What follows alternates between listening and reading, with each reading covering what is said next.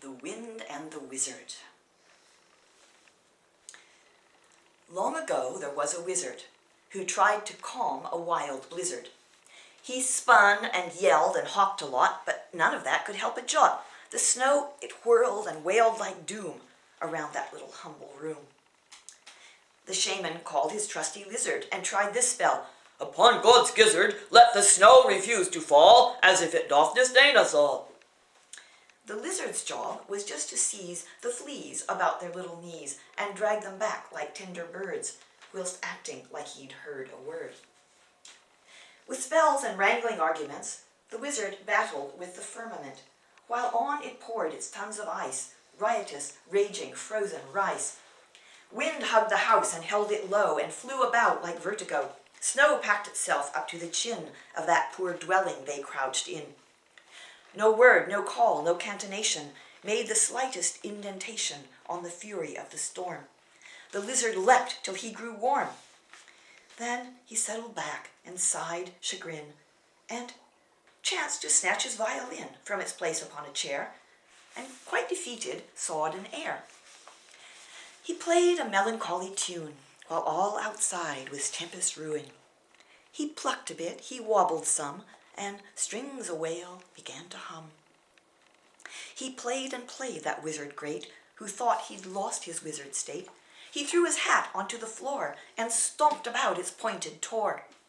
He played like wild shreds of sleet. He played a beggar on the street. He played a maiden standing shy while gentlemen and lords walked by. He played the things a young man sees when half a moon is in the trees.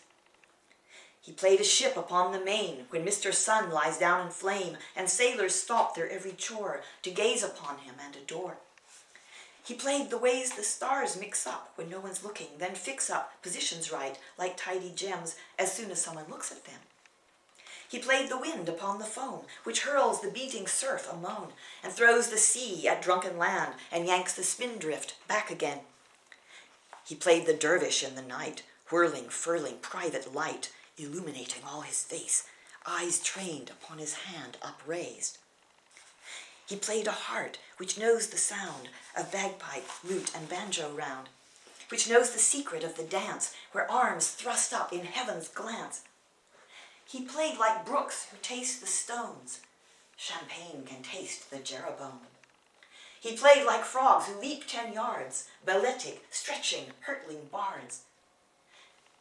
And then the wind upon the wall slowed down to hear the music's call. She listened better, tuned her ear, and answered like a friend is near. She picked it up, that skirling sound, and danced again, but curling round the little house, she tickled doors and tried to enter with creaks and snores. The snow still fell the chimney down, the fire spluttered but with sound. The wizard heard the blizzards bleat and played the harder on the beat.